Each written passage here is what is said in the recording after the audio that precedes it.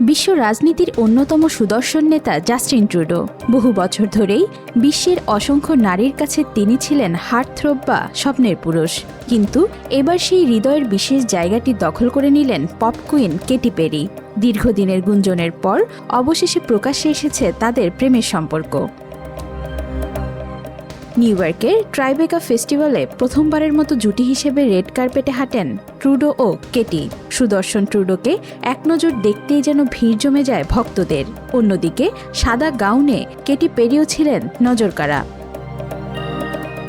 Event শেষে Justin Trudeau নিজের ইনস্টাগ্রামে কেটির সাথে দুটি রোমান্টিক ছবি পোস্ট করে ক্যাপশনে লেখেন, কি বিশেষ একটি রাত। স্ক্রিনে যেমন আগুন পারফরম্যান্স, দর্শকের মাঝেও তেমনই তুমুল এনার্জি। কেটি, তোমার পাশে থাকতে পেরে আমি ভীষণ সুখী।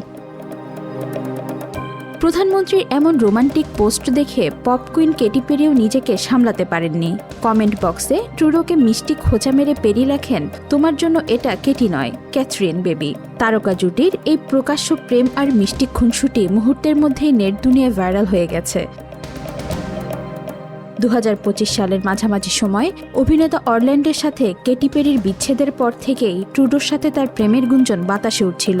এরপর 2025 ডিসেম্বরে জাপানের একটি রোমান্টিক ট্যুরের ছবি দিয়ে কেটি প্রথম ইঙ্গিত দিলেও এবার জাস্টিন ট্রুডো নিজেই পোস্ট করে সম্পর্কে সিলমোহর দিলেন। ওয়াহিদা পারভীন ইশিতা, আজকাল।